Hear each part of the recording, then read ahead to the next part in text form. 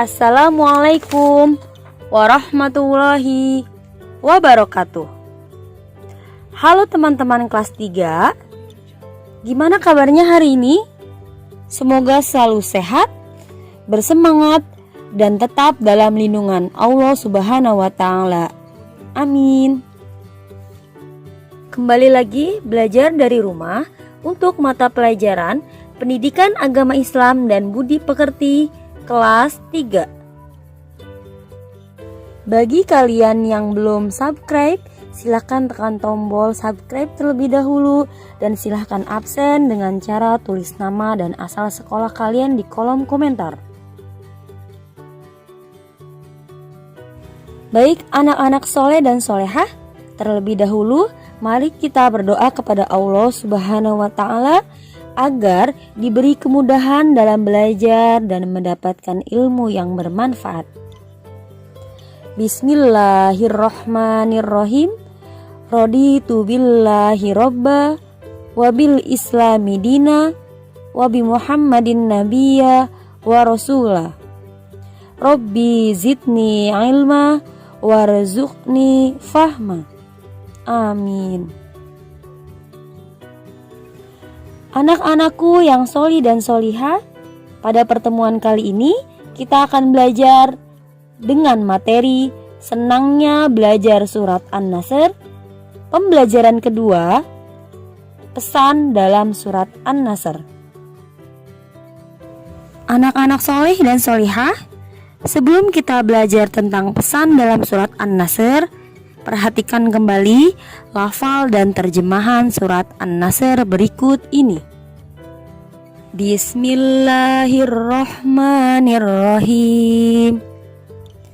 Idza jaa nasrullahi wal fath wa ra'aitan nasa yadkhuluna fi dinillahi afwaja fasabbih bihamdi rabbika wastaghfir innahu kana tawwaba. Shadaqallahul azim. Artinya, apabila telah datang pertolongan Allah dan kemenangan, dan engkau melihat manusia berbondong-bondong masuk agama Allah, maka bertasbihlah dengan memuji Tuhanmu dan mohonlah ampun kepadanya. Sungguh, Dia Maha Penerima Taubat. Anak-anak yang soleh dan soleha di rumah, setelah kita tadi bersama-sama membaca surat An-Nasr dan artinya, selanjutnya kita akan membahas tentang pesan dalam surat An-Nasr. Baik, anak-anak soleh dan soleha di rumah, adakah yang tahu urutan keberapa surat An-Nasr dalam Al-Quran? Ya, surat An-Nasr adalah surat yang ke-110 dalam Al-Quran. Surat An-Nasr terdiri dari 3 ayat. An-Nasr artinya pertolongan. Surat An-Nasr termasuk ke dalam golongan surat Madaniyah.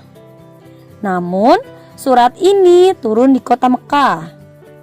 Surat An-Nasr turun setelah Nabi Muhammad SAW hijrah dari kota Mekah ke kota Madinah.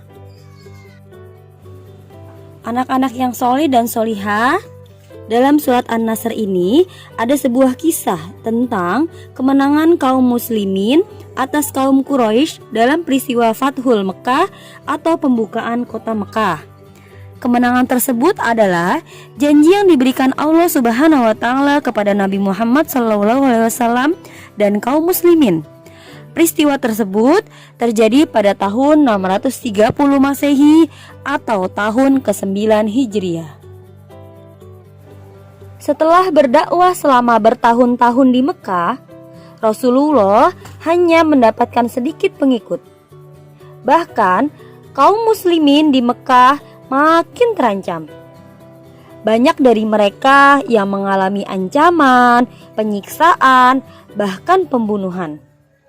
Akhirnya Rasulullah Shallallahu Alaihi Wasallam dan sahabat hijrah ke Madinah. Di Madinah, Islam diterima dengan baik dan makin lama makin berkembang pesat. Setelah beberapa tahun di Madinah, Rasulullah Shallallahu Alaihi Wasallam dan kaum muslimin hendak menunaikan ibadah haji di Mekah. Hal tersebut dihalang-halangi oleh kaum kafir Quraisy Mekah. Setelah itu, ditandatanganilah perjanjian Hudaybiyah antara kaum kafir dan kaum muslimin. Namun, perjanjian tersebut dilanggar oleh kaum kafir Quraisy. Akhirnya, Rasulullah Shallallahu Alaihi Wasallam menyiapkan pasukan kaum muslimin untuk merebut kota Mekah. Rasulullah Shallallahu Alaihi Wasallam berpesan kepada kaum muslimin agar menghindari pertumpahan darah dalam penaklukan kota Mekah. Mereka tidak boleh menghunus senjata kecuali dalam keadaan yang sangat terpaksa. Senjata yang mereka bawa hanyalah untuk menjaga-jaga dan membela diri seandainya kaum kafir melakukan perlawanan. Penduduk Mekah sangat ketakutan melihat banyaknya tentara yang dibawa oleh Nabi Muhammad SAW. Mereka minta maaf kepada Nabi Muhammad dan Nabi Muhammad memaafkan orang Mekah, sekalipun dulu mereka memusuhinya. Berhala-berhala yang ada di sekitar Ka'bah segera dihancurkan. Setelah itu, Nabi Muhammad SAW dan semua prajurit serta orang Mekah bersama-sama melakukan ibadah haji. Semua kemenangan ini merupakan pertolongan Allah Subhanahu wa Ta'ala. Atas pertolongan Allah Subhanahu wa Ta'ala, Nabi Muhammad SAW dan para sahabatnya mensyukuri dengan banyak memuji dan bertasbih kepada Allah Subhanahu wa Ta'ala serta memohon ampunan. Setelah kalian mendengar penjelasan tentang kisah Fathul Mekah atau pembukaan kota Mekah, maka ibu akan membuat kesimpulan tentang isi kandungan surat An-Nasr. Yang pertama yaitu janji Allah Subhanahu wa Ta'ala bahwa pertolongan Allah pasti datang dan Islam pasti menang. Kedua, kisah penaklukan kota Mekah dan masuknya manusia ke dalam agama Allah secara berbondong-bondong. Ketiga, perintah untuk bertasbih. Bacaan tasbih yaitu Subhanallah. Keempat, perintah untuk istighfar. Bacaan istighfar yaitu Astaghfirullahalazim. Dan yang terakhir, yang kelima, Allah Maha Pengampun dan Maha Penerima Taubat. Anak-anak soleh dan solehah, alhamdulillah pada hari ini kita telah membahas tentang pesan dalam surat An-Nasr.